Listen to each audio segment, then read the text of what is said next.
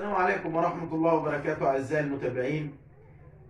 جينا لكم بفيديو جديد، وموضوع كان اتسأل فيه كتير، وكان بعض الناس كانت طلبت مني اني اتكلم عنه على اساس ان هو يعني ابتدى ينتشر شوية. كانت حالة عندنا، كان في جواز واختلفوا وبتاع، فأكرهها على توقيع إيصال أمانة.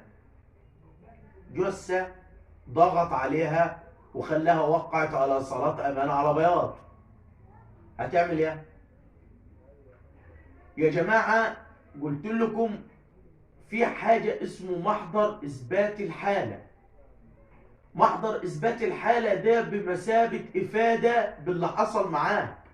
يعني واحدة حصل معاها موقف زي كده، بمجرد ما تقدر تطلع من بيت جوزها أو إنها تطلع للشارع قبل ما تروح بيت أبوها وتقعد وتحكي لأبوها وتحكي لأمها، وكلام مش هيجيب نتيجة، اتوجه على مركز الشرطة، اعملي محضر إثبات حالة، اثبتي فيه اللي حصل، عشان لما تصوريه وتاخدوا صورة منه لما يجي يرفع عليك إيصال أمانة، بننفي ركن الاستلام والتسلم ونقدم محضر إثبات الحالة، وبنحول الدعوة للتحقيق، وبنثبت إن الموضوع تم بالإكراه. فالتوقيع بالإكراه هيتحول من إن هو مجني عليه لمتهم، وهيبقى هو المدان.